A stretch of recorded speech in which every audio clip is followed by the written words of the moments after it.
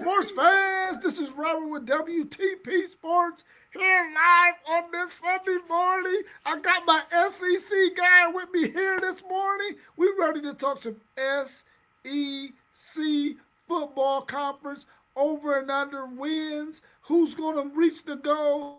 Who's not going to reach it? I'm telling you right now, this is going to be so freaking exciting because I'm here with my man SEC Sean, and we ready to talk some SEC football because we are actually weeks away from seeing some college football action. We got to see the Hall of Fame game on Thursday. Football is back. It's what we've all been waiting for. How you feeling, SEC Sean?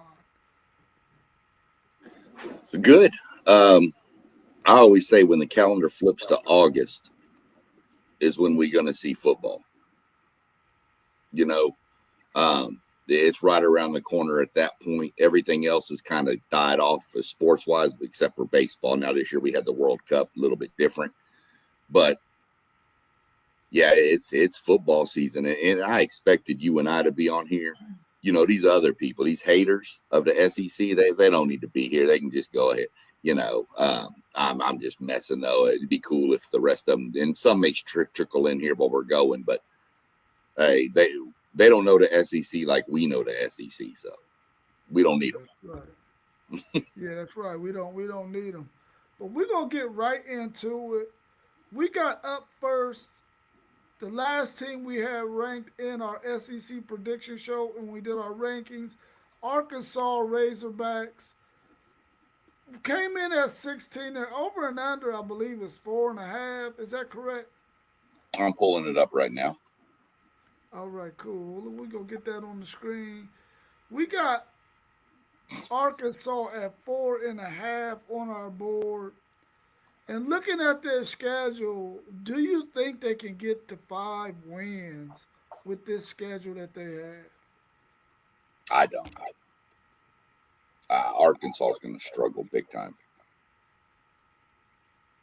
Um, Look at the second and third game. I mean, they got to go to Utah, and that's like a midnight game, pretty much. That thing's late.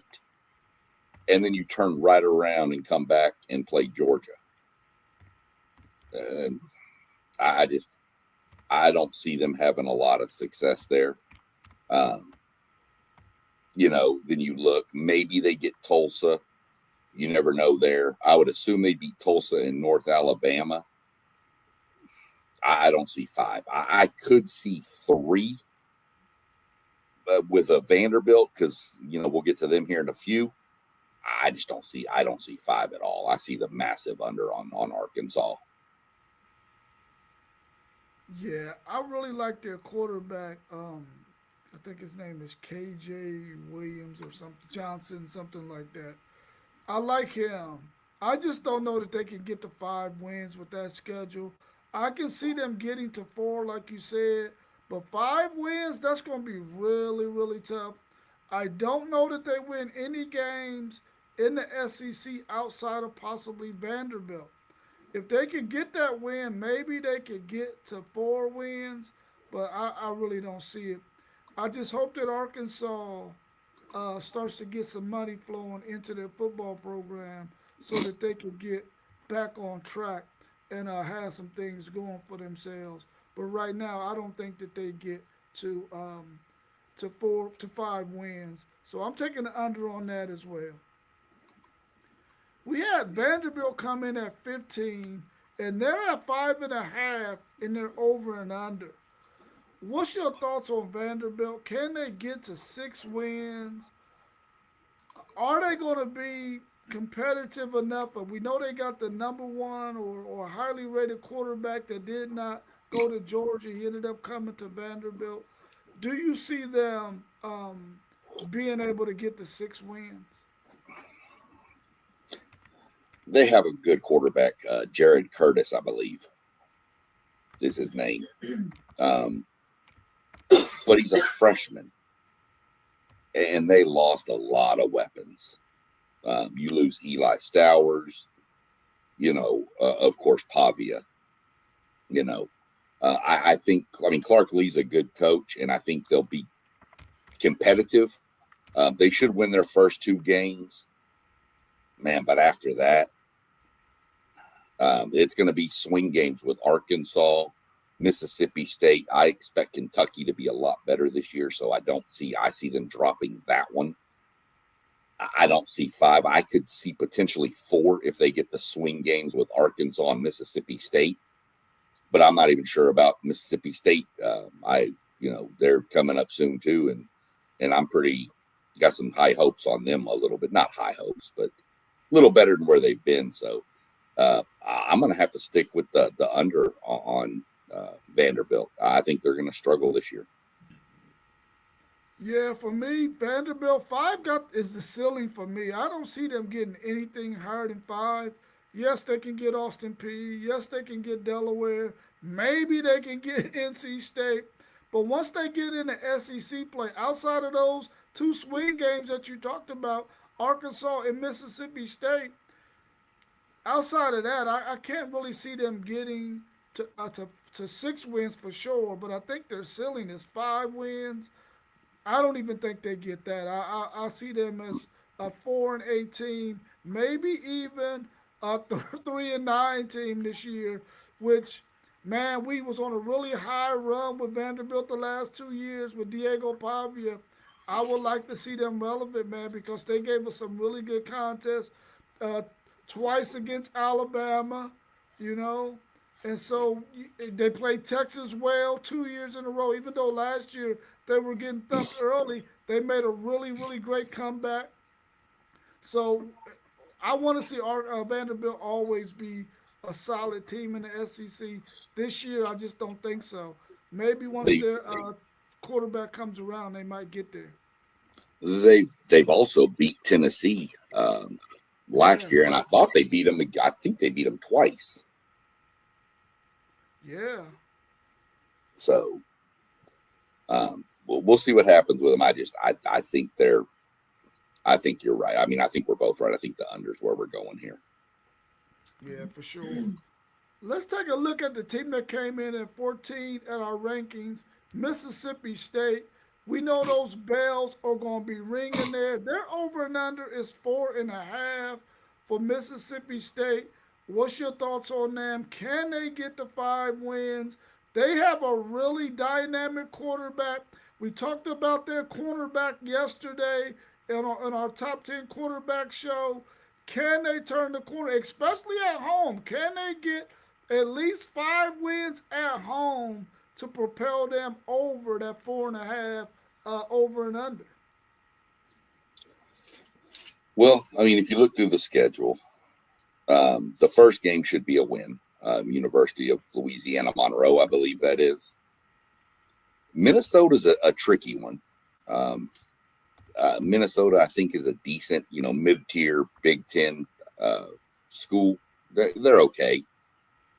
But man, I like Mississippi State here. I don't know.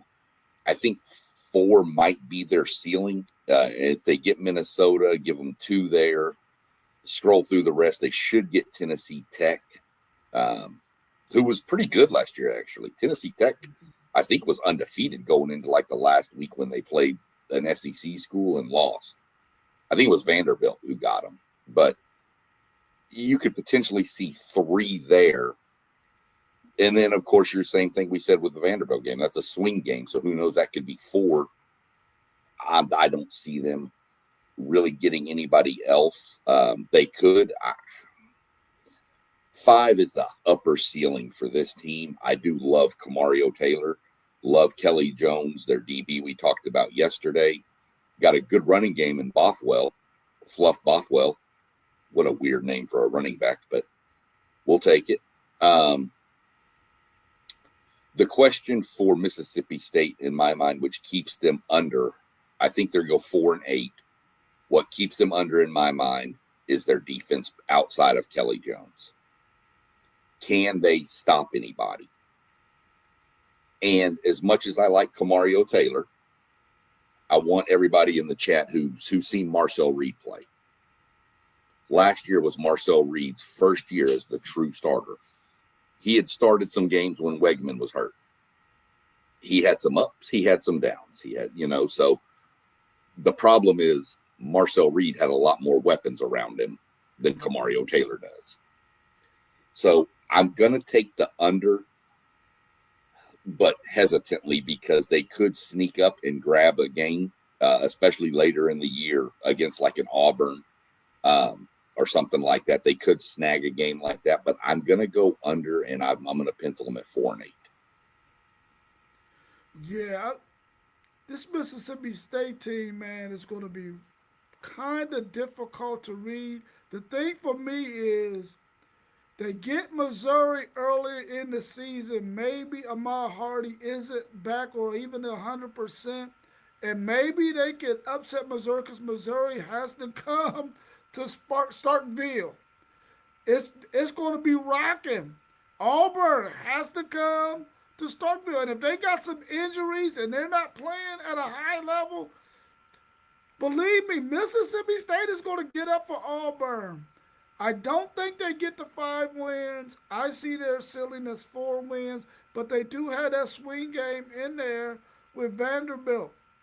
So if they could pop, of course, they're going to win that first game. If they could get Minnesota, if they could get Missouri, get Auburn, and then get Vanderbilt, they can get to those 5 wins. I just don't know if I trust that or not. We have to wait and see how the seasons go. But I'm going to take the under. I got their ceiling at 4 wins. I don't think they get to 5. But, man, they got an opportunity to. If they are playing good football, they got a really dynamic quarterback. They got one side of the field locked up. When you start talking about that defensive back over there, Kelly Jones, is that his name? So I feel like Mississippi State could surprise some teams if they're not 100% healthy. I will say this. I will say this, Rob, real quick. If that Minnesota game was in, as they like to call it, Stark Vegas, I would lean to 5. But because it's in Minnesota, I just don't know how well that young team's going to travel. Yeah. Yeah, and you don't know how well Taylor's going to play in that game. Will he be able to use his legs and his arm in that game on the road? Early in the season at that. Like I said, if it was in Stark Vegas, I would be big Mississippi State too. Because, man, their fans are phenomenal. I love their fans and what they do with those bells, and they make it a hostile environment every time. If they still had those wide receivers they had last year, I would be a little higher on them too, but I'm quite sure their over and under would be higher as well. At 13, we came in with Kentucky. Kentucky is one of those teams, like I feel like, man, they've changed coaching regimes. They got some talent on this team. They always play somebody tough and had them on upset alert. I think this team is ready to turn the corner in terms of talent. They always put a player or two in the NFL in the first 3 rounds. I like this Kentucky team. I just think they just happen to be in a loaded conference that just has an extreme amount of talent. What's your thoughts on Kentucky? Their over and under is 4.5 as well. Less than what Vanderbilt is. What do you think about this Kentucky team? Well, I like this Kentucky team more than I like the Vanderbilt team. I think with their new head coach, former OC from Oregon, and everybody knows Oregon has been pretty good on offense. Now, it's a whole new system, new coaches. I want to say the DC is Bateman, who came from A&M. So it's going to depend. I mean, we've mentioned their quarterback, Minchie. Post game, who another member of the WTP Sports family, big Notre Dame guy, said he pushed Carr for the starting position in Notre Dame last year. So now you bring him in. Now you got to build rapport and everything with your players. I think I'm taking the over, but slightly. maybe 5-7. I think they get Youngstown State. The problem I see with them is their schedule is so crazy. Excuse me. They got Youngstown State, but then they get Bama, who we'll get to in a little bit. And then they got to travel to College Station. Then you get a break with South Alabama. But then, much like some of these SEC schedules, look at this gauntlet. I mean, at South Carolina, we know Williams-Brice, I think, or whatever the stadium is. Maybe it's not Williams-Brice. Anyway, the stadium out there is crazy, especially if it's a night game. They get LSU at home, but LSU will be probably a lot better than they will be at the beginning of the season. Vanderbilt's on there, could get Vanderbilt. They always play Tennessee tough.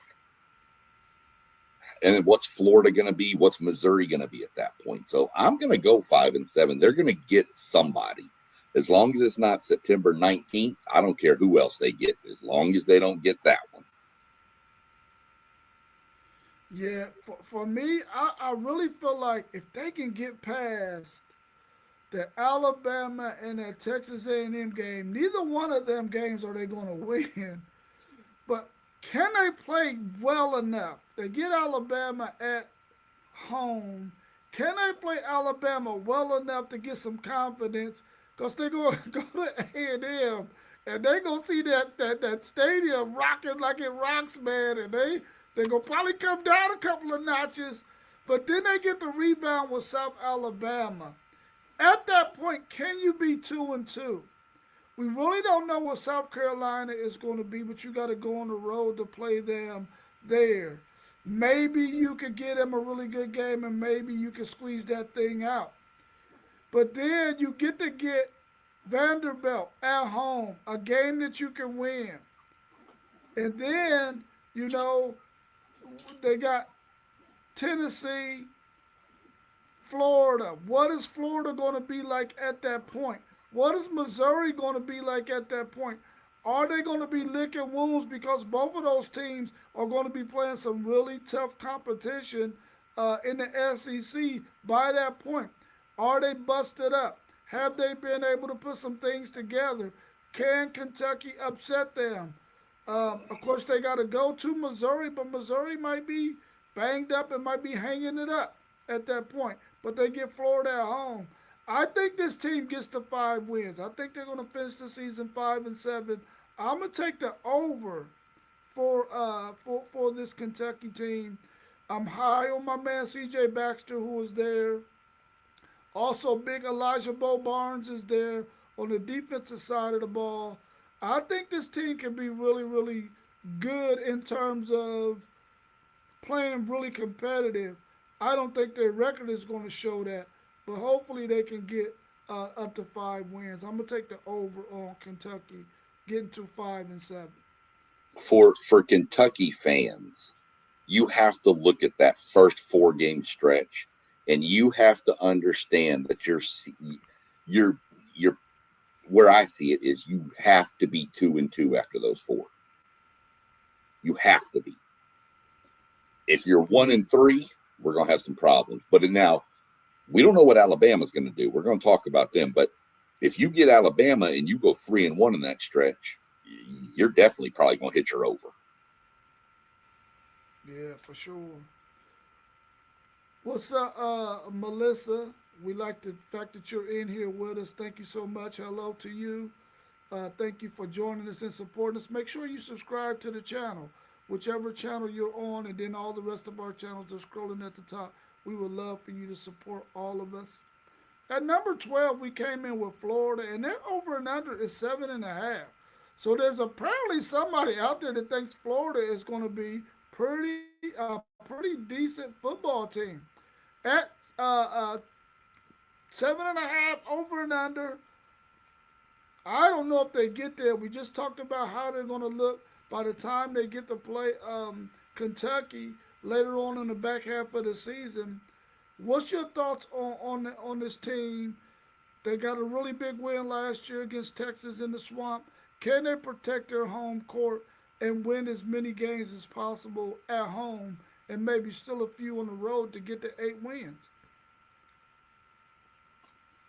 Man, they always say Vegas knows more than we do. And brother, they must. Because if you see 8 wins here, you're taking the first 2. Florida Atlantic should beat them. Campbell should beat the Camels. Auburn's going to be a trick because 2 first head coaches, all new systems. The difference is Auburn's coach has his quarterback and a lot of his team that he already knows. Florida probably has the talent edge. Ole Miss, I don't see him getting that one. Missouri, maybe. South Carolina, maybe. I mean, there's so many swing games here. I say on October 17th, they shouldn't get that game, but we know they've beaten Texas recently. Now, that's in Austin, so a little different, too. Georgia, of course, is the natural game that's a neutral site, which I believe that game this year is in Atlanta because of the stadium ramifications they're doing down in Florida. So that's not really a neutral site. That's a Georgia game if it's in Atlanta. I don't see them getting Oklahoma. Kentucky and Florida is always a crazy game. What's Florida State going to be? I see them 7-5, to be honest. I don't see the over. I don't see 8. I see 7, but I can't go 8 on this. Yeah, I definitely don't see 8 wins. I don't see Florida as an 8-4 team in the SEC. Not with what the SEC has in that conference, man. I could see if they was probably playing the bottom 4 or 5 teams that we talked about, but they don't have all of them on their schedule. They're going to be in some dog fights in some of these games on the road. New coach, which we all love their coach. We love what direction we know Florida's going to be in a couple of years. We just don't think they're ready to turn that corner right now. Maybe the odds makers see something that we don't see, but I don't see them getting to 8 wins at all. Maybe more like 6-6, maybe 7-5, but that's it for me. But I do think that this Florida team in a couple of years is going to be probably where they need to be. They're probably going to lose Jaden Ball at the end of this season. He'll probably go pro. They'll get Dallas Wilson for another year if he doesn't transfer out. So we'll have to wait and see on that. The dynamic freshman wide receiver from last year who had a lot of injuries, we expect him to ball out this year. And they got some other people. They got a really good offensive line. They got a really good defensive front as well. We know they're going to be solid in games. I just don't think they're going to pull out enough wins to get to 8. So I'm taking the under on Florida at 7.5. The team that came in at number 11 for us in our SEC rankings was South Carolina. Their over and under is 6.5. What's your thoughts on this team? Will Lenore Sellers coming back for another year be the difference for them? Could he get them to 7 wins? Can he win that ultimate game at the end of the season against Clemson? What do you think about this team? And will their head coach be the coach at the end of the season? This team is one of the hardest to predict in the SEC. If you go 2 years ago and you get that Lenore Sellers, this team's going to be pretty good. If you get last year's Lenore Sellers, this team's going to be average, and Beamer out there, old Shane, is probably going to be looking for his next job. They have to fix their offensive line. That offensive line was so porous last year, and I'll put a lot of that on why Sellers struggled. Okay. We've done our quarterback rankings before on our show, and Lenore Sellers was in our top 10. He's a good quarterback, but any good quarterback looks bad when you have no protection up front. So you've got a stalwart on the defensive side in Dylan Stewart. You have a stud receiver in Nick Harbor. Now, Nick Harbor as great as he is with his size and his speed, he's not polished. He's not a great route runner. He's a good, um, and I'm not saying anything bad about this guy I'm fixing to mention, but he's a Randy Moss. Just run down the field and I'm going to throw it, and you just go get it. And then that's what I see out of Nick Harbor. He's just not a polished route runner. Now, does that change this year when they got Bryles in as the new OC? We'll see. That's the other thing. You're learning a whole new offensive system.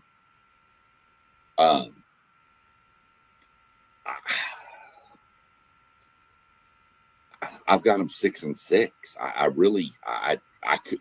This team could go 9-3 though. This team could go 3-9. This is such a wide range of a team. They get their first 3 games, which are good for them. I think Kent State, Townsend, and when Mississippi State could be a swing. But if they get that, you're feeling good. You're 3-0. Then you get Bama. Okay, you almost should have beat Bama last year. To be honest, you should have beat Texas A&M last year. Kentucky, Florida. I mean, their first 6 stretch is what are we going to do? I mean, you could go 6. They could start 6-0. They could start 3-3. The back half of their schedule, I think, is what gets them, minus the Arkansas game. The back half of their schedule after going through, I mean, you go Tennessee, Oklahoma, A&M back to back to back. That's not a fun stretch. Now you do get A&M at home, but then you get Arkansas, then you go Georgia, Clemson, and we don't know what Clemson's going to be either. So I'm going 6-6. I'm going under. I think they're a 500 team, and I think Shane Beamer's fired after this because Sellers is leaving, so he's going to have to be, whatever. So I think they just rebuild with a new head coach next year. Man, I'm telling you right now, if they start this season 2-0 and then they mess around and go 2-4, he's probably getting fired by the time they get done with Oklahoma because they got to travel. I think that is to Oklahoma, and we already know what that Oklahoma defense is going to be. That might be the nail in the coffin for him. He could possibly be 2-6 at that point. I want to say 6-6 is their ceiling. I don't think they'll get there, man. I think maybe 5 wins might be their ceiling. Of course, 2 wins is their floor because they should win their first 2 games of the season. I just don't know what they're going to look like. I'll tell you this, though. If you want Lenore Sellers and Nick Harper to have success, you got to be able to run the football to force that safety to come down and run support so you can get Harper over the top. You got to make sure that your defensive line is good enough that Dylan Stewart does not get doubled all over the field every time he moves to one side or the other. They got to do the things that's necessary to allow their playmakers to have success. If they don't scheme it right, Beamer, pack your bags, bro, because you're going to go be some coordinator somewhere else or go be an analyst or something like that for a while because you're going to get fired. Unless there's not anybody that wants that South Carolina job, which Well, that's the problem. Now go ahead. Yeah, that's the problem with South Carolina is if you can win in South Carolina, it's a stepping stone to a bigger job. And it's nothing against South Carolina and their fans. I hope anybody that watches this doesn't think I'm saying that. Their fans are phenomenal, but South Carolina is not the electric. It's not. If you're at South Carolina and you go 11-2, get into the college football playoff, there's going to be somebody like, just an example, Alabama. If Alabama calls, you're leaving South Carolina to go to Alabama. I mean, that's just how it is. I mean, if Notre Dame calls, you're going. If Texas calls, you're leaving. You're leaving Columbia, South Carolina, and going somewhere else. But we'll see. I mean, I don't see Beamer lasting the year either. Yeah, I was going to say that too. Their fans are phenomenal. I love the South Carolina fans. They are really phenomenal. Coming in at 10 for us was Missouri. And even though we don't know what Missouri is going to look like, we don't know if Amar Hardy is going to be 100%. We don't know about this team totally yet. Their over and under is only 6.5, but I don't know that they get the 6.5 with the schedule that they have. They have a pretty tough schedule of SEC opponents. What's your thoughts on Missouri? Can they get the 7 wins and be at least 7-5? One thing we know for sure, or at least we hope, is that they don't have Missouri ranked high in any other polls, and then at the end of the season they disappoint us all again like they have the last couple of seasons. What's your thoughts on this Missouri team? Luckily, their schedule is really easy in the beginning. So things I'm hearing on Ahmad Hardy is it wasn't as easy as people think. It was a pretty serious deal. Okay. So is he back? When is he back? How is he back? If he's back by the opener, then you can work him in slowly over those next three. I mean, Arkansas, Pine Bluff, Kansas, and Troy should not be a problem for Missouri.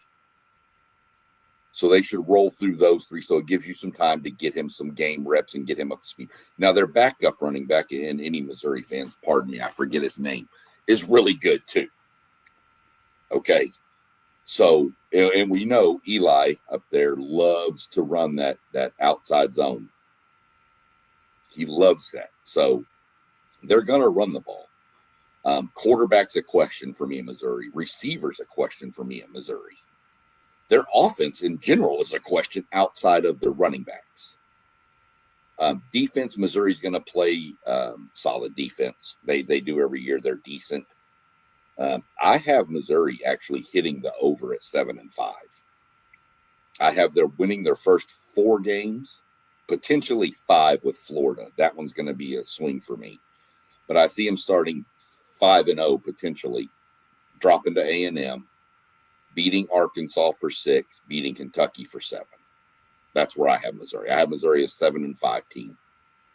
And for some stupid reason, they'll probably be ranked in the top 25, and everybody will say, whatever. But Missouri's not a top 25 team in my mind. They're in that 30 to 35 range. And we'll see. But I just don't. I see 7.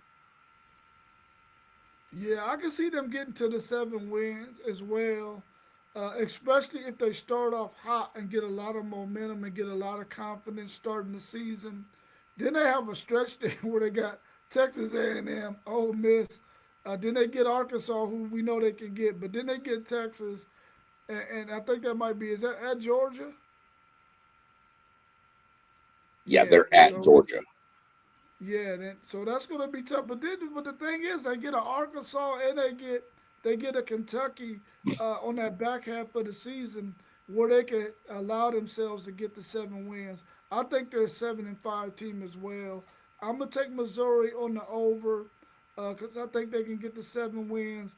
But they should be happy that they got some good scheduling on the front end of that thing, man. Because otherwise, they especially non-conference wise. Otherwise, they would be in trouble of getting to 7 wins. But I got them doing the over at 7.5.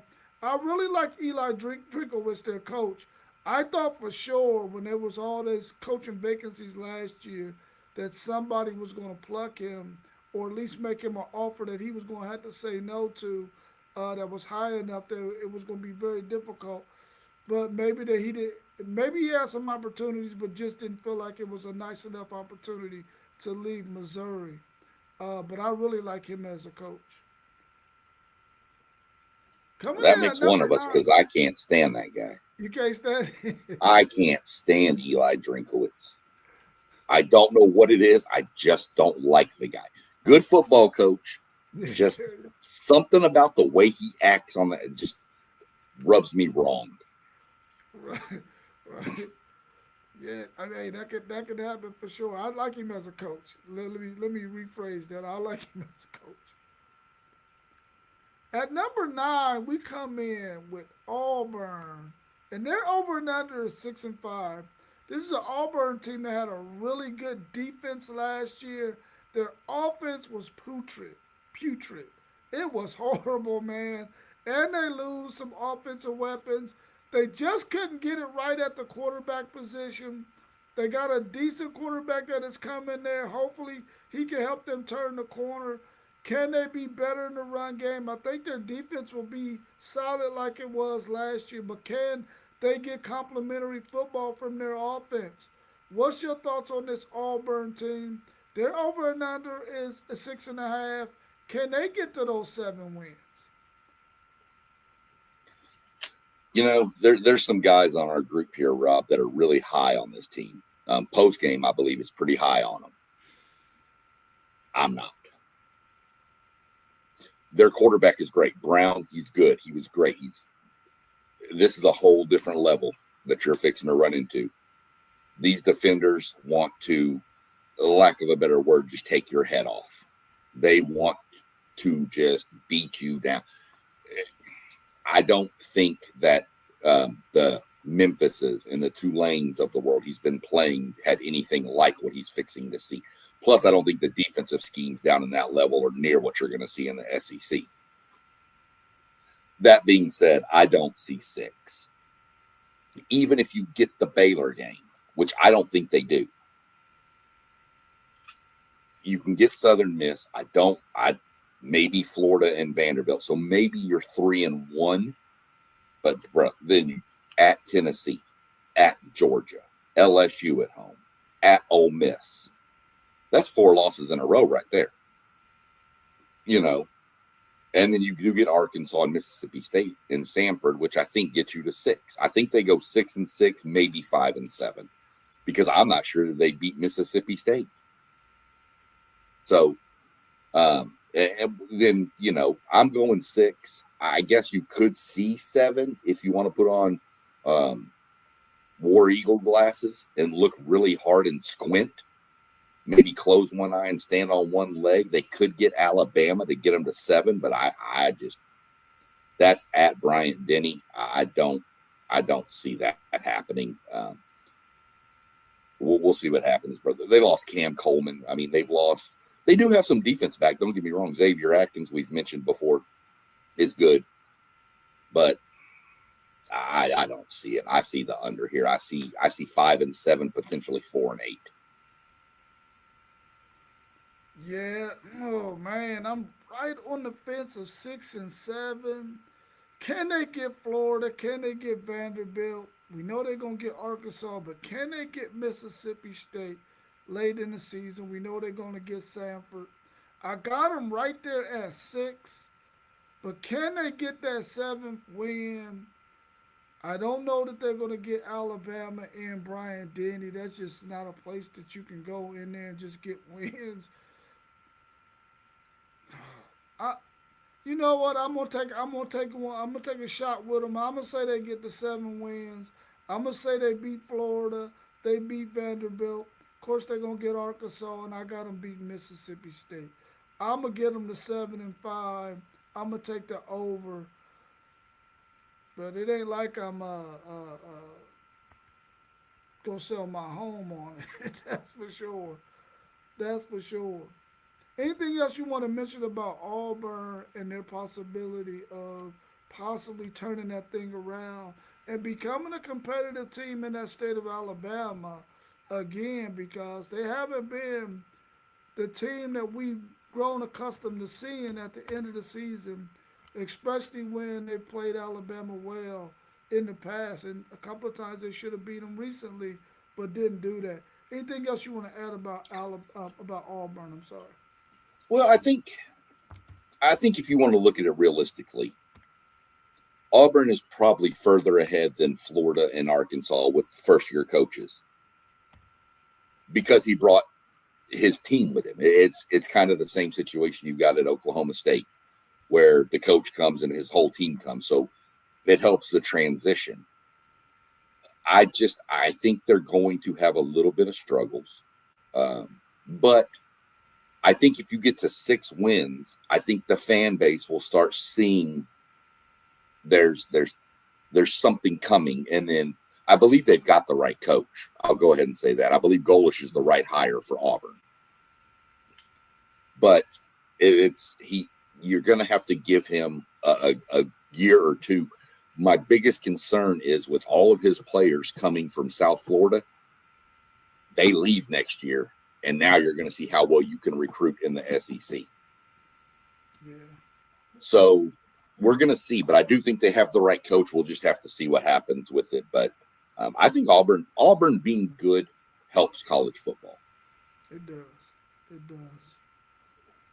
Going to that number 8, we had Tennessee. Tennessee is over and under 7.5. What's your thoughts on this Tennessee team? Because they got some games on their schedule where they're gonna be in some dog fights, and if they're not at home, because we really don't know what they are yet. What's your thoughts on this team, and what's going to be some key games on their schedule that they're going to have to win to get to 8 wins?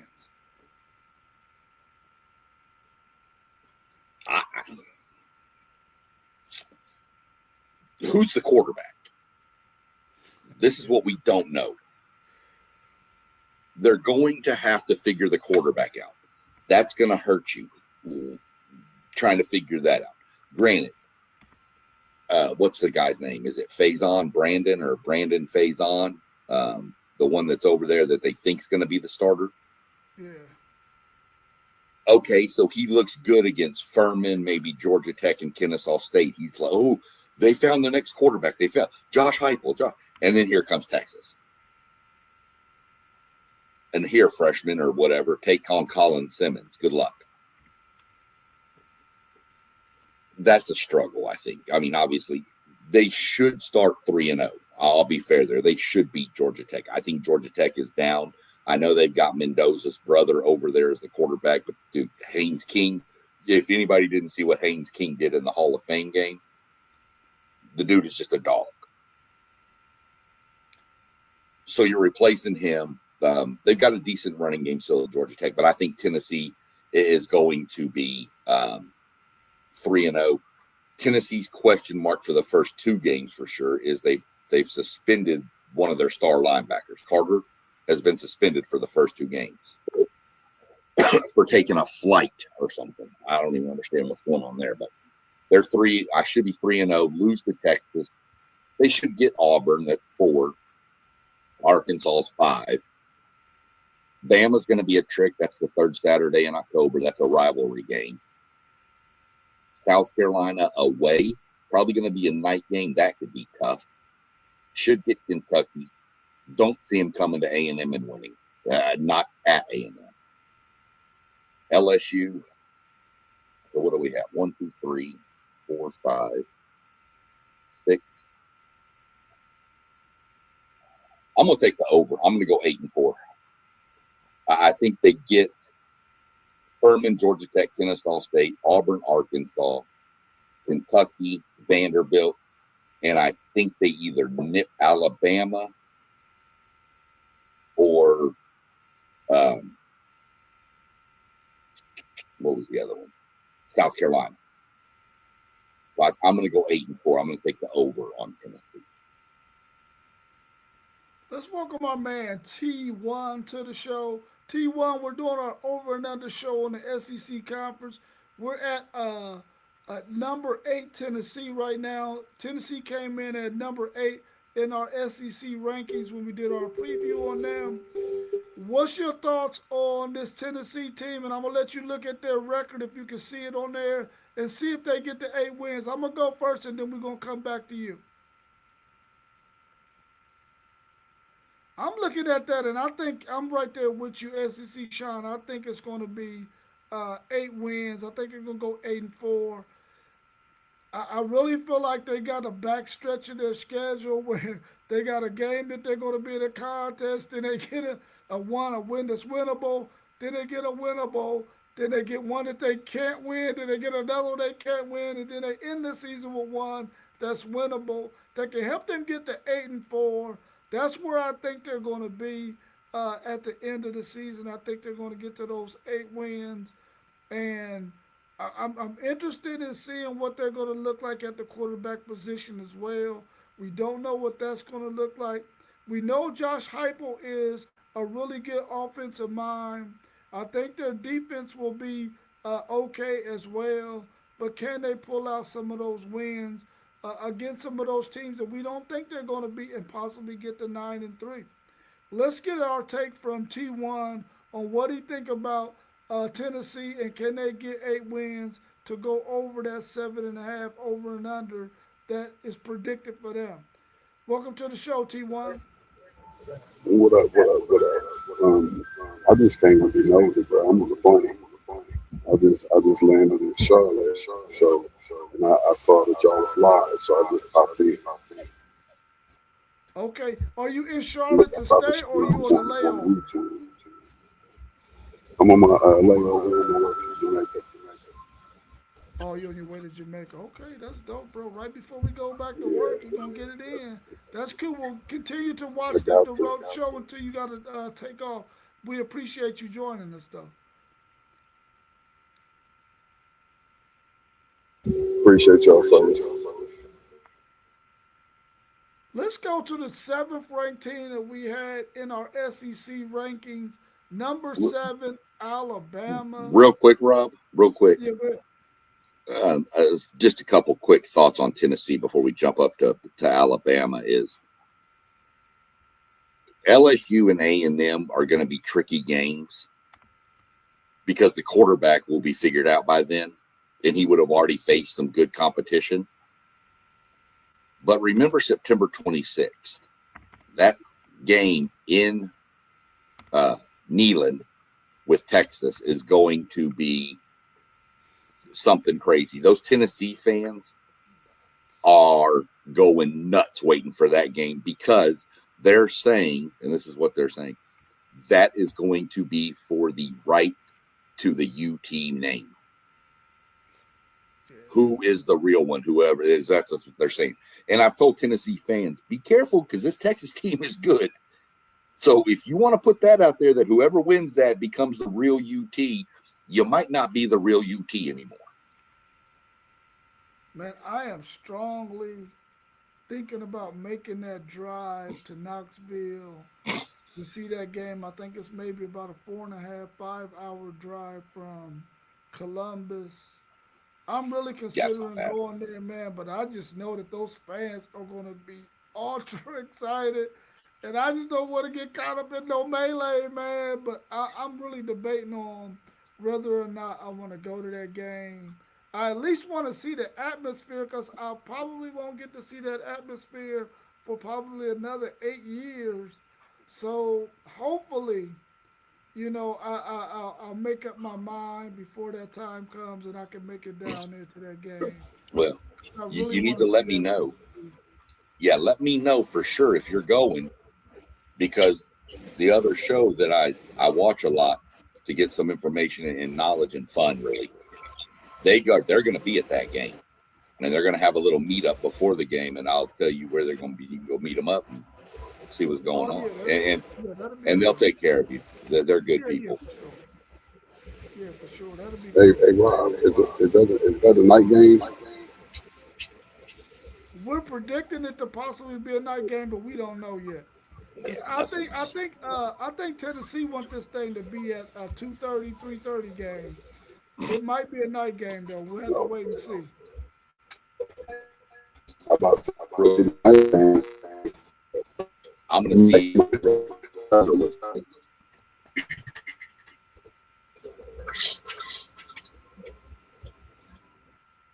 Yeah, so let's take a look at Alabama.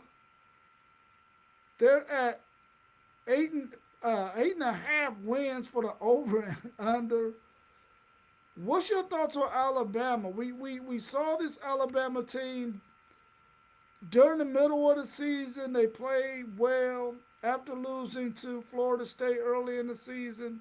Then in the middle of the season, they had some good wins. They beat Georgia. They got Georgia's number. But then the backstretch of the season, when they couldn't run the football well, teams took advantage of that. They made it to the college football playoffs after getting thumped by Georgia in the rematch in the championship game. and then they beat Oklahoma, but then get thumped by Indiana. What's your thoughts on this Alabama team? We know that Kellen DeBoer is probably not going to be on the hot seat with the organization, but with the fans, he's going to stay on that hot seat, especially if he don't get past this 8.5 wins. What's your thoughts on Alabama? Can they get the 9 wins? Before jumping on that, the Tennessee-Texas game is at noon. Noon, yeah. I knew it was going to be an early game. The game's kicking off at noon. 8-5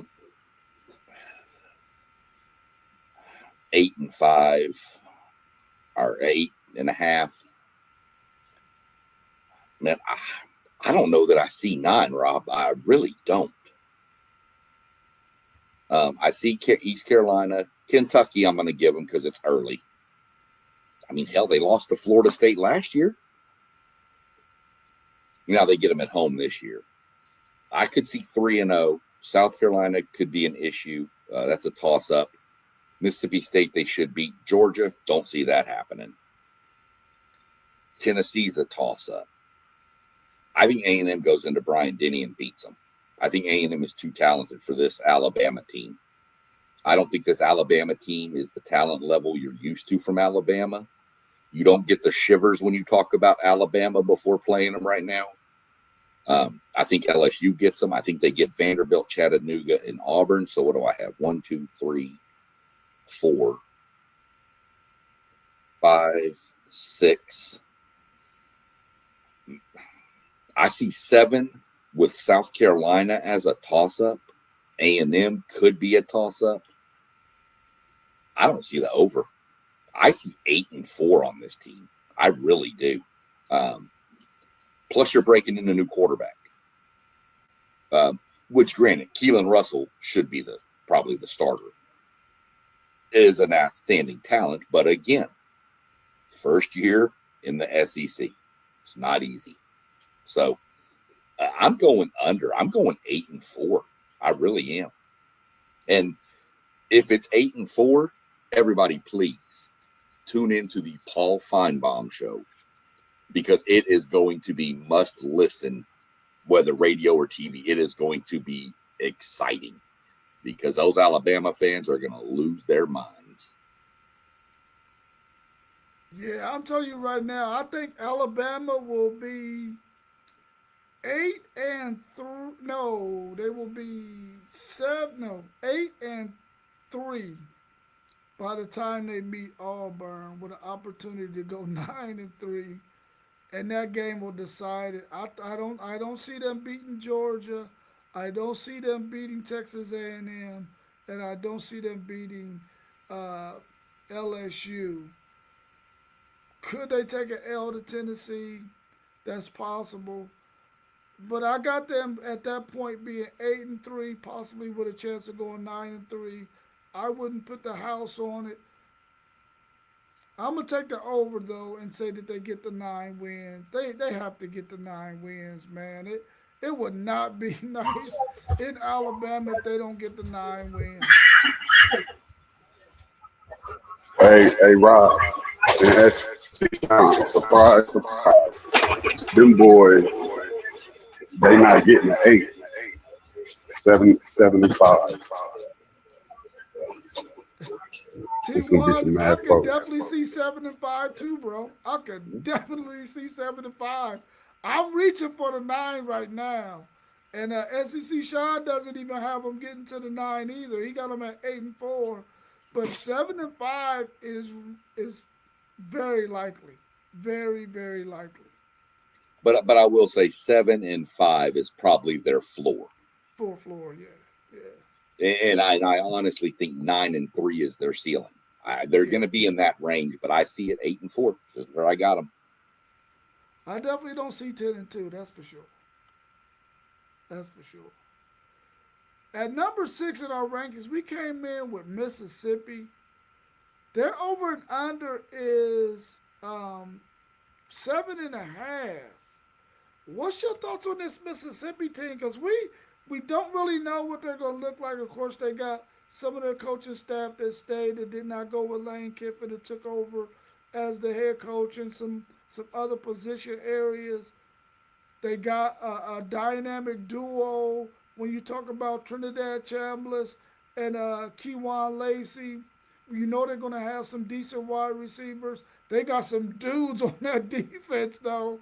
What do you think about this Mississippi team? Can they get to 8 wins? Man, this is yes, they have Chambliss, they have Lacey. Got questions about their wide receivers. Defense should be okay, due to Golding being the DC that was under Kiffin anyway. Man, Rob, I don't know, man. What's that offense going to do?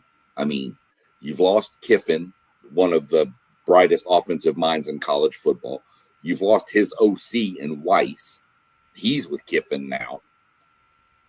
You didn't really lose many players. I mean, as far as, like Chambliss and Lacey, I assumed they were gone when Kiffin was gone. So shout out to Golding for being able to keep those guys. What are they? That's the question, is what are they going to look like on offense? Louisville should beat them, I think, and maybe not, but I think Louisville gets them in week 1. Should beat Charlotte. September 19th. I'm not watching any. If I don't watch any other game that day, I promise you I'm tuned into that one. And while I'm on that topic, let me see if there's been a time announced for that game. Real quick.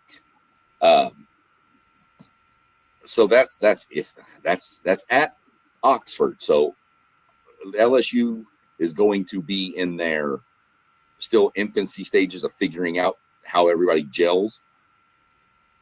Should get Florida, should get Vanderbilt.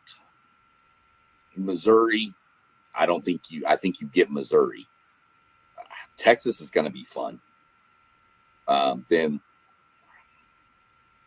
yeah, I'm going over. I'm going over Charlotte, Florida, Vanderbilt, and Auburn, Wofford, Mississippi State. And I think they're going to get another team or two somewhere. They could get Louisville, which puts them at 7. That LSU game could be a win. I'm going over with Ole Miss. I can potentially go 9-3. I could see 9-3 for Ole Miss. And I'm trying to see here what they've got listed. Yeah, I figured that. You can figure that LSU Ole Miss game. That's a 7:30 p.m. game. So, yeah, I'm going to take the over on Ole Miss. LSU in Texas? I think they're going to be. I think that's a night game too. Is that at LSU for y'all? In Death Valley. Yes, in Death Valley. Yeah. Damn, both of us got to go there. Yeah, that's what I was saying. LSU, they got a tough schedule, but they get all of the dogs. They get them at home, and we'll talk about that later on when we get to LSU. But man, this Mississippi team for me, the key game right off the bat is Louisville. Can you get that win? Can you get that win and be confident by the time you get to LSU, which has the major storyline? And this is the thing that I like about college football now, is they take advantage of storylines, man. When there's something going on between two teams, especially when they're in conference, oh yeah, you get scheduled that next season. You gonna have to figure this thing out. It's must-see TV because y'all got a storyline, y'all got some kind of history that we gotta exploit, and we gotta get the ratings going. And I like the fact that LSU got that. You got Texas and Ole Miss. You got Texas and Tennessee dealing with the whole Manning family storyline. I just like the way they do it, man. And I think if they can get Louisville, they have a little leeway if they lose to LSU. But then they can't lose many more than that. I think their floor is probably 8-4, and their ceiling is 10-2. I think this team goes at least 8-4, but I think 9-3 is probably where they're going to end up at. They got some really tough matchups, man. You got to play LSU at home. You got to go to Texas, and you got to go to Georgia. And that's probably your three losses. And do they got y'all too? They don't have y'all, right? Yeah, they don't have y'all. No, Yeah. they got Georgia at home, Oh, they but they got have to Georgia go. at home. Yeah, that's Oh the yeah, thing yeah, for yeah. anybody watching. I should have mentioned this earlier. The highlighted colors, uh, the brighter colors are the away games. Neutral sites are in more of a team color, but they go to Oh. Oklahoma right after Georgia. Ooh, yeah, and then what they do got LSU at home, so that's favorable for them too. To at least Yeah, get them at home. So wow. yeah. You got any thoughts on that T1 if you're still there, or can we move on? Yeah, y'all can move on. It's pretty loud in this airport. Okay, cool.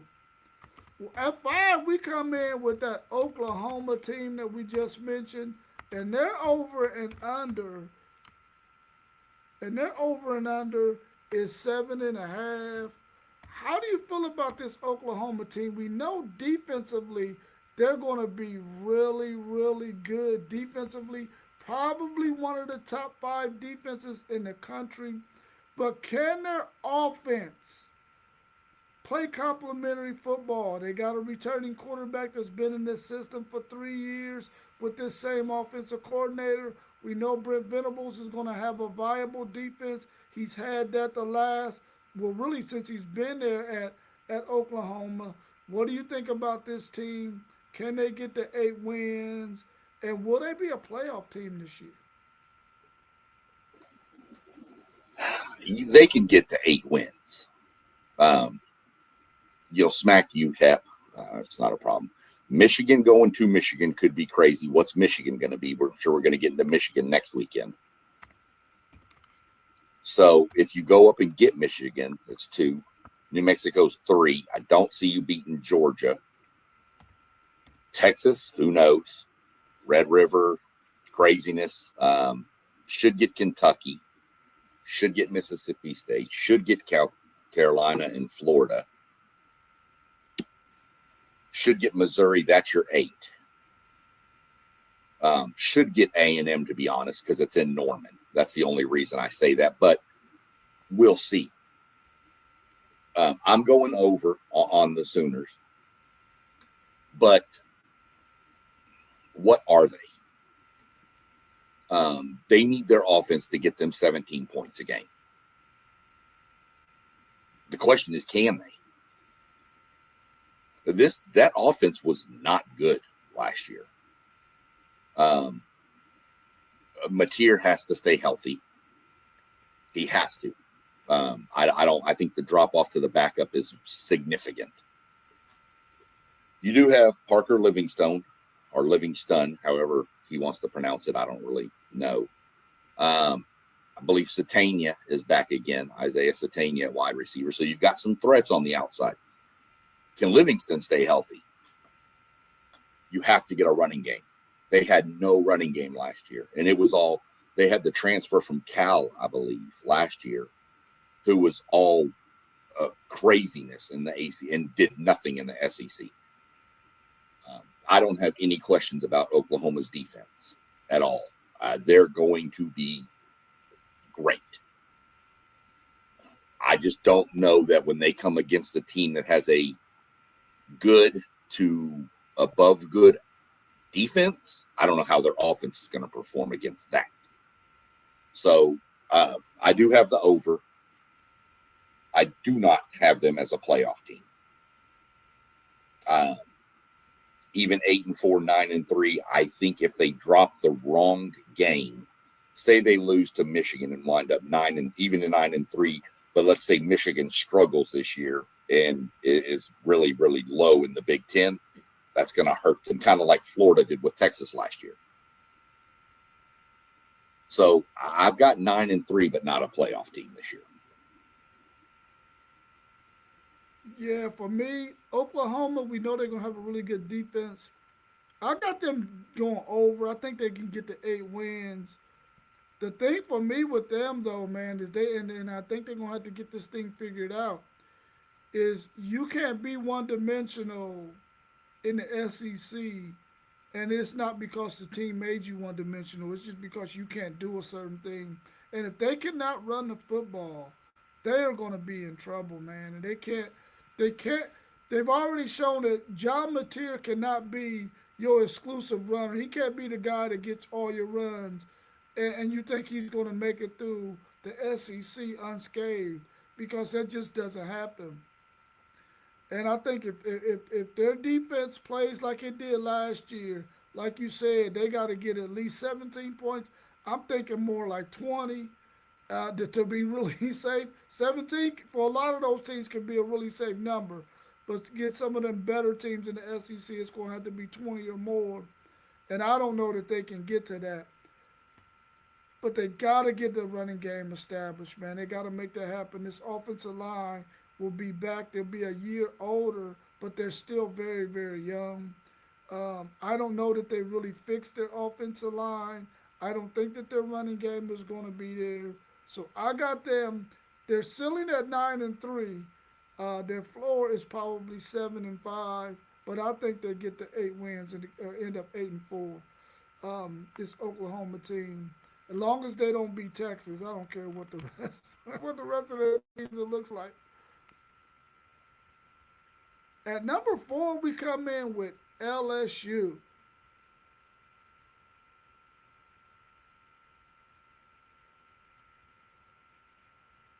LSU, their over and under is 8.5. They get Lane Kiffin in the house.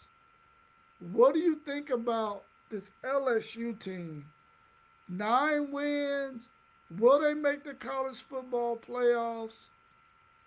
I don't know if they've made the college football playoffs since they made it with that dynamic team, probably the best national championship team in the history of college football. Back when they had Joe Burrow and all those wide receivers. What do you think about this LSU team? Can they make it to the college football playoffs? And will they get 9 wins?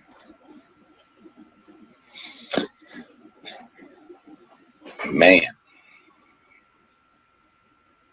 no. I'm. I don't know that I see 9. If you beat Clemson and Louisiana Tech, okay, fine. There's 2. But we also know LSU has never started well in first games. They always drop games that they shouldn't at the first game of the year. So I'm going to give them Clemson and Louisiana Tech. Then they're going to probably lose the next 2. Then they'll beat McNeese. Okay, so you're 3-2, 4-2 with Kentucky, 5-2 with Mississippi State, 6-2. They should beat Auburn. You're going to have to beat Bama to go 7-2. You're probably losing to Texas. Of course, night game. Texas hasn't been to Death Valley in a long time, and that place is crazy. So I'm going to give Texas the edge. So you're 7-3. Tennessee, you have to get Tennessee and Arkansas back to back to get over 8 and go 9-3. I think 9-3 is the ceiling. I've got them losing to A&M only because we got the prime spot for them, and I'll talk about that when we get into the next team a minute. But I've got them 8-4, Rob. I really do. I could see 9. Don't get me wrong. But I just think they're going to have to get somebody that I don't have them getting right now. Yeah, for me, I really see 2 games that I don't think they're going to win at all. I don't think they're going to beat Texas A&M, and I don't think they're going to beat Texas.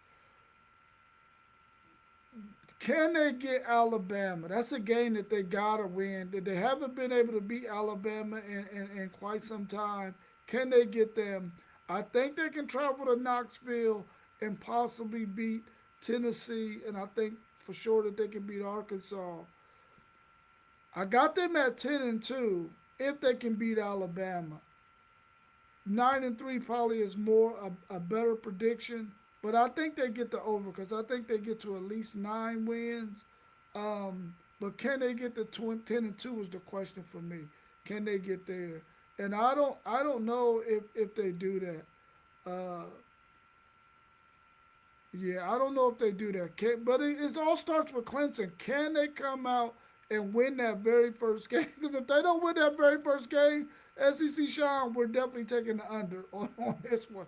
But they got to get that first one. If they get that, I can take the over. But if they don't, it's under all day.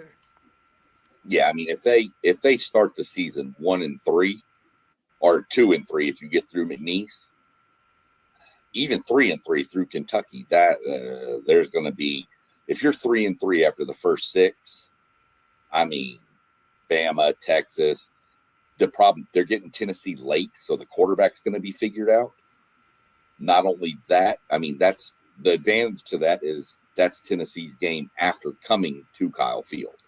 So we'll see how that plays out. But yeah, if they're 3-3 by October, at the end of October 10th, it's not going to be good. Yeah, let's move on to our third team that we had, our third ranked team in our SEC preview, the Texas A&M Aggies. Your guys, I really like this Texas A&M team. I think what they're doing under Mike Elko has been phenomenal. I think he's the right guy for the job. I think they know that he's the right guy for the job. They get a new offensive coordinator that might be a better fit for what Marcel Reed can do. I feel like they got talent everywhere offensively. They replacing some guys on the offensive line, but I think they did well enough to be able to still be able to run the ball. Will those running backs be able to get some yardage for them, especially down the stretch in some of their bigger games? Uh, I'm gonna go first on this because these is your guys. Texas A&M 8.5. I think Texas A&M is a playoff team again this year. I got them going at least 10-2. I think they definitely do the over here. And I think anytime you got to go to Cal Field to play them, especially if you got to go play them at night, you in for one heck of a show, and you probably gonna get beat pretty good. I like this Texas A&M team. I like the direction that they're going. And outside of Texas, which they can beat Texas at home, that's the only game that I think that Texas A&M uh, that I don't want Texas A&M to win because I'm a Texas Longhorns fan. But what's your thoughts on your Aggies? Are they going to beat this 8.5? And do you see them as a playoff team? First off, I got to give a shout out to the mascot up here on the schedule with the little eye patch. Because everybody that doesn't know, A&M's mascot had to have her right eye removed.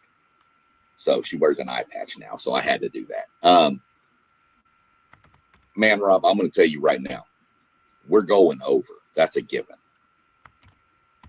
I honestly, in my mind, I have us 8-0 heading into the bye week. Missouri State, not a problem. Arizona State, whatever. Kentucky. Like, we get LSU perfectly squared where we need them. Early in the season, coming off the Ole Miss game. Emotion, let down. We stormed. LSU has a Marcel Reed problem anyway. That dude has torched them for the past 2 years. So I think LSU, we get them. Arkansas, it's craziness when those two teams play, but I think we get them. Missouri, not too worried about. Obviously, the Citadel. And I think we go to Bama and get Bama. I think we're 8-0, and then that's our bye week. Relax, reheal. South Carolina, we can go 2-2 in the back four, though. That's the trick. We can lose to South Carolina. We could beat Tennessee. We could lose to Oklahoma and beat Texas. We could beat South Carolina and Tennessee and lose to Oklahoma and Texas. I can see any 2-2 combination coming out of that. I can also see 3-1. I could see, I can see an 11-1, 10-2 season is what I see here. I would hate to lose the last two games because the narrative, can't finish in the end. But, I mean, who else is playing that at the back of their schedule? I mean, that's why I think we go 8-0. I think our schedule's front loaded with games winnable. But I think the back four are just some of the most brutal stretch you'll see in the SEC. With the travel to South Carolina, you do get Tennessee at home, but Oklahoma is not fun to travel to, and then Texas at home. So that's a hell. Luckily, the bye week is in between, because if not, that 5-week stretch from Bama to Texas would be just, oh my God. But I think if A&M goes 9-3 is kind of where I would see the low end on mine. But I see 10-2 with this team. This team, the running backs, they've got to step up. You're right. The offensive line has to gel. However, we do have one of the best offensive line coaches in college football in Adam Cushing. We have probably the premier strength and conditioning coach in Tommy Moffitt, who was there. If people don't know him, he was there when LSU was dominating people. He was their strength and conditioning coach that Brian Kelly got rid of. Thanks, Brian Kelly. The receiving, Rob, the receiving is nasty. The secondary is crazy. So we got to fix our run defense, but I think we will. I trust Elko to do that. We write higher for College Station, but I've got 10-2 A&M. That's just where I see it. Yeah, I see their floor is 10-2, and then I see their upside is 12-0, 11-1. But I agree with you. Their freaking bye week is perfectly placed, man. Because I didn't look at that backstretch until just now, really in depth. That backstretch, man, woo, that's a tough backstretch. And they get that bye at the right time, in my opinion. Unlike this next team we're going to talk about.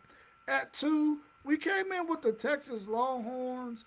They have, in my opinion, a really tough schedule. They got them at 9.5. I think they're going to beat that because of the level of talent that they have on this team.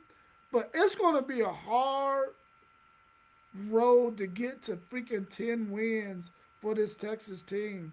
If you look at that schedule, man, they have a really tough schedule.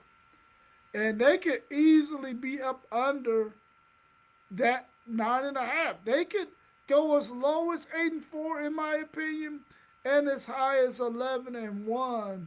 What's your thoughts on this Texas team, your rival? Do you see them making the college football playoffs? Well, I'll say this. This is one of the most loaded rosters in all of college football. But I'm going to use something against Texas that has been mentioned before, not by me or any Aggies either, by the way. This is by other people. Texas seems to stumble when they have loaded rosters. And I know the old joke, and I've mentioned it with you before, is the ego of Texas people is just insane. And, so the Texas football fans, they think because they're Texas, they're going to walk out onto the field and just beat everybody. And sometimes I think the players hear that and kind of buy into it. If Texas goes and smacks, and I'm not saying this is going to happen, T1, don't jump in and rip me. But if Texas blows out Ohio State, that's be something I'd be concerned about, because Texas has a history of getting ahead of themselves. And then they'll drop a game to Tennessee and drop a game to Mississippi State. Almost beat them last year and had no business doing it. Luckily, but God, that Texas team is loaded, man. Arch has to have another solid year. He can't have, as they call the sophomore slump. He can't have that. Your receivers have to stay healthy. Cam Coleman has to prove it to me before I say he's that good. Granted, he hasn't had a good quarterback throwing him the ball, so let's give him that credit. But he's had a lot of drops too. Ryan Wingo has a lot of drops. You've got to get better. Y'all got a talented running attack. Is the offensive line better than last year? That's a question that we had last year. I have no questions about y'all's defense. That Oklahoma and Texas game could be 3-0. I mean, let's just be real. I mean, those two. So we'll see how that plays. 9-5. I see Texas 10-2, 11-1. I don't think you go undefeated. I just don't. I think you drop a game somewhere. Here's your problem. And you and I have discussed this. If you look, there's a gap between September 26th and October 10th. Your bye week is after Tennessee. Then you're going Red River, home for Florida, home for Ole Miss, home for Mississippi State, and then at Missouri, at LSU, Arkansas, and A&M, back to back to back to back to back, all 8. That's going to be rough. So we'll see how it plays out. I like your running backs. I like your receivers if they can clear up the drops. Your quarterback's good at what he can do. Like I said, your defense. I do have a question about your secondary, and if you can speak on that a little bit. I don't think your secondary is what it was. Your linebackers and your D-line are still there. But I think that secondary can be got, and that could be a problem when you're facing teams like in Ohio State with what we consider probably the best player in college football, Jeremiah Smith, even in A&M with all their weapons at wide receiver. So we'll let you speak on that a little more. But I think Texas – I would take the over 10-2, 11-1. I think is where you're going to sit at the end of the season, and for sure in the playoffs. Yeah, for me, Texas has got to start the season 4-0. They got to beat Ohio State. They can't afford to lose to Ohio State again. If they could be 4-0 going into their bye week, and then they get Oklahoma, maybe they can go 10-2, 11-1, which is where I think their ceiling is 10-2, 11-1. Their floor is probably 8-4. I really feel like this Texas team has a lot of talent on it, but there are quite a few question marks. Will the offensive line be what it needs to be in order for this running game to click? It can't be all Arch's legs this season, and those running backs have got to be able to have running lanes in order for Steve Sarkisian to be able to call the kind of offense that he wants to call. I think if the offensive line can do well, Texas could be in good shape. Like you said, Cam Coleman, Ryan Wingo, you got to clean up those drops. Emmett Mosley, I think with those 2 guys out there, will get a lot of opportunities along with the tight ends. When you start looking at Nick Townsend and Emery Winston, those 2 guys will get a lot of touches. Maybe Muniz and Shannon will get some touches too, but they're more inline guys on that tight end, at that tight end position. Defensively, though, there's some more question marks. You talked about that secondary. I think if you go with Grayson Littleton and Bo Masco at the corners, you're okay there. But who's going to play the slot where Grayson Littleton played? Who's going to be the guy that's going to be able to do that? Who's going to fit the system that Will Muschamp wants to have? Because he wants a bigger guy there. And then at the safety position, we know what Jelani McDonald can do, but he's not necessarily a covered safety. They need to find a covered safety. Neither is Derek Williams. Derek Williams really isn't a covered safety. He's coming off of an ACL from 2 years ago. He's looking a lot better, but who's going to be the covered safety? So they move Kobe Black back to safety because he's a better covered safety guy. You know, you got Xavier Filsaime is another halfway decent cover guy at the safety position, but we don't know what that's going to look like yet. So those 2 question marks, man, when you talk about who's going to play the slot guy, who's going to be that other covered safety guy, you got those question marks out there, and until they're answered, you really don't know what Texas is going to look like. They got a lot of guys to choose from, but who can get the job done at those 2 positions is going to be key. And we're going to start to figure that out in a couple of weeks when Texas start to install their package for Texas State. Then we'll know who those guys are going to be. And right now we don't know because they're running different guys in there at that safety position and at that slot position. I think they're going to get it figured out, but it's still going to be a work in progress, and maybe towards the second half of the season, we'll start to see it get better. But early on, like when you play Ohio State, man, who is going to be the guy that's going to cover that freaking Jeremiah Smith when he comes out there? Because you don't have a Michael Taft, or you don't have Makuba, guys that can do that.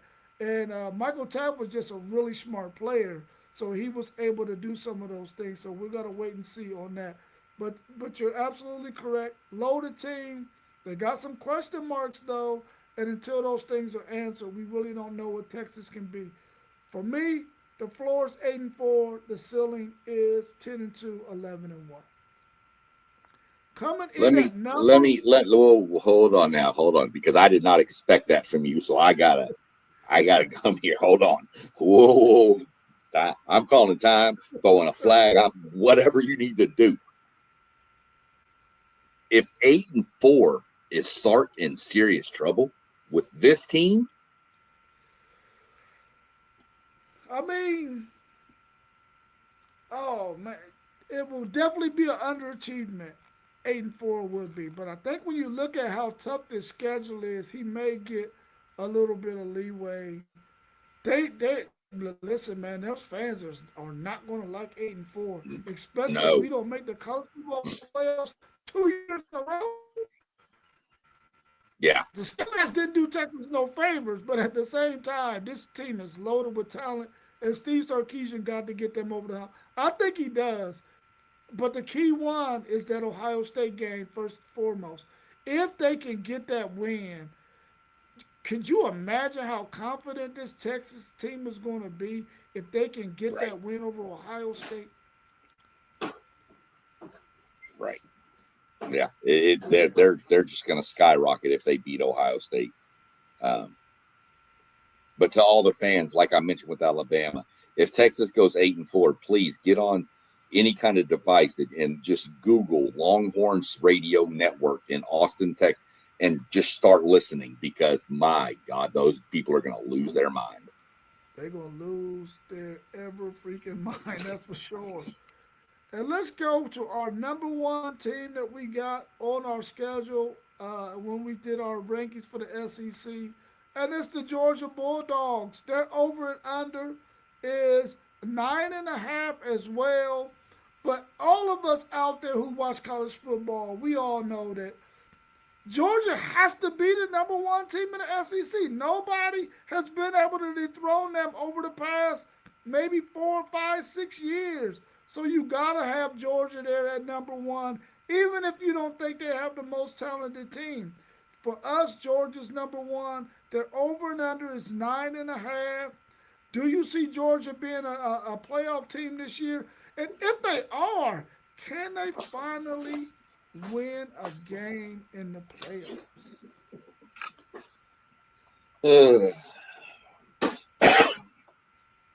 Yeah, they're a playoff team. That's a given. Can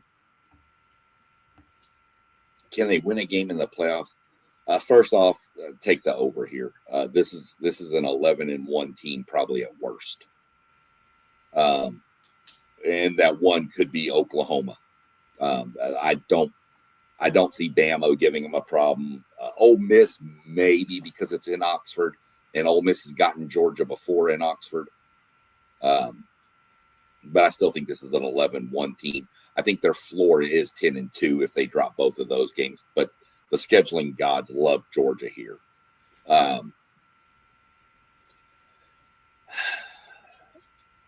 Can they win a playoff game? I can't answer that because I need you to tell me what Gunnar Stockton are we going to get. I know what the defense is going to do. Not worried about that. Not much. It's a recurring theme in the SEC this year that I'm hearing is defense. Texas, Oklahoma. I expect A&M's to take a massive step forward. Georgia, even Bama's got some defense. So what Gunnar Stockton am I going to get in the playoff? Their running back, Nate, is it Frazier, right? Nate Frazier, is that him? Yeah. Can he stay healthy? He's a monster. We know Georgia's going to want to run the ball. That's Kirby Smart. run the ball, play defense. Gunnar Stockton doesn't take a lot of shot plays. Had Branch last year at wide receiver, electric speed. Used him in the quick game, slants, bubbles, and let his speed and athleticism take over. Georgia has to find some sort of passing game downfield. They did it a little bit last year at the end of the Tennessee game because they had to, and that was more of Gunnar Stockton just throwing it and hoping, and it worked out. But tight ends obviously are going to be critical in this. That's a Kirby Smart staple. Kirby Smart is never going to have an electric, flashy offense. It's going to be 1980s football, run the ball, short passing game, and just stuff the other team from playing defense. So Georgia is not a team I see that could win a national title this year. I don't think they have the offense to do it. Maybe something changes, but as right now, I honestly don't think Georgia is a national title contender. I could see them winning a playoff game. I can see them winning the SEC because nobody else has. So we're going to see what happens with them. I'm taking the over for sure, but that's the $1 million question, Rob, is can they win a playoff game? And if you tell me I get A+ Gunnar Stockton, yeah, they can win. But I'm more average that I'm going to get B Gunnar Stockton, the B average Gunnar Stockton. So that's where I am with Georgia. Yeah, the scheduling guys definitely did Georgia a favor this season with the schedule that they got. I think they're definitely going to be 11-1, 12-0. They're probably going to, because of that schedule, have the advantage to make it to the SEC championship game. In my opinion, to either play the winner of the Texas A&M game. At least I hope that's how it plays out. We always want that game at the end of the season to be worth all the marbles, like it has been the last two seasons. I really feel like Georgia is going to be a good team. They're going to win a playoff game, but I'm like you. I don't think they have enough offensive power to play some of these teams that we know that's in college football, as talented as they are offensively and defensively, to be able to win the national championship. For me, I feel like Georgia, Texas A&M, LSU all have a chance to possibly make the college football playoffs. Three of them for sure, I hope, make it in Texas A&M, Georgia. Do you got four teams that you think from this SEC that can make the college football playoffs? I do. It's just I said they're not earlier, but I think you're going to go Georgia, any combination of Texas A&M. And then I think, in all honesty, your fourth is going to be, does LSU or Oklahoma go 9-3 with the right key win? And I could see one of those in. It's going to come down to those two, I think, to get the fourth one. I don't think the SEC gets 5 in this year, not with a 9-game schedule. I think 4 is the ceiling for the SEC. And I think they get, like I said, the first 3. You mentioned Georgia and Texas A&M winner in the SEC championship game. I'm going to go a step further, and I'm going to tell you that little round robin between Texas, Oklahoma, and A&M that all play each other, whoever goes 2-0 in that stretch will be in the SEC championship game. That's a good take for sure. That's definitely a good take. And I'd have to go back and look if LSU, because I know LSU plays Texas and A&M. I don't know if they play Oklahoma, because if they do, then whoever goes 3-0 out of those group is definitely in. But, yeah, I see 4. Georgia, Texas A&M, and a combination of LSU and Oklahoma is where I would see 4. I just think 4 is too. With this schedule, look at the over and under numbers, Rob. The highest over and under in this conference is 9.5. Last year, I think Georgia was at like 10.5. Yeah. And look how many teams are 7-5, 6 point or 7.5, 6.5. the middle, because of this 9-game schedule, is the unknown. Nobody's ever seen it. Nobody knows what's going to happen with it. So I think even Vegas is struggling to do some of this. There's no way with that schedule Georgia should be 9.5. There is no way. With that schedule, Georgia should come in as an easy 10.5.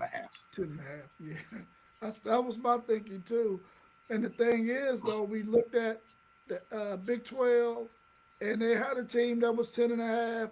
We looked at the ACC. They had a team that was up there too at 10.5. And I feel like when we look at the SEC, we didn't get to 10.5. I think next week when we look at the Big 10, we won't get to 10.5. I think they're going to be 9.5 as well. If somebody in that Big 10 has a 10.5, that's going to be news to me, because I don't see anybody in that conference having an over and under of 10.5, in my opinion, with the schedules that I see. The only one that would have a 10.5, in honesty, there's only two I can think that would even consider that, and I haven't looked, so I don't know. And it'd have to be either Oregon or Ohio State. Oregon, Ohio State, yeah. I mean, Oregon is loaded. We know that. So, yeah, we're going to find out next week. But, yeah, I thought that was weird when I was putting this together last night with these over and unders, Rob. I was like, this seems weird. But, like I said, nobody knows what to expect out of this. So we'll see what happens. But it's going to be fun. I'm going to tell you that every week in the SEC is going to be fun. It's going to be fun. They're going to carry Saturday football like they did last year, the year before that, the year before that. As much as take some Big Ten fans. As much as people love to say, and especially these Big Ten fans, especially the one sitting down there in the bottom of the screen who's flying to Jamaica, and some others that we've run into. ESPN media bias. Let me tell you something.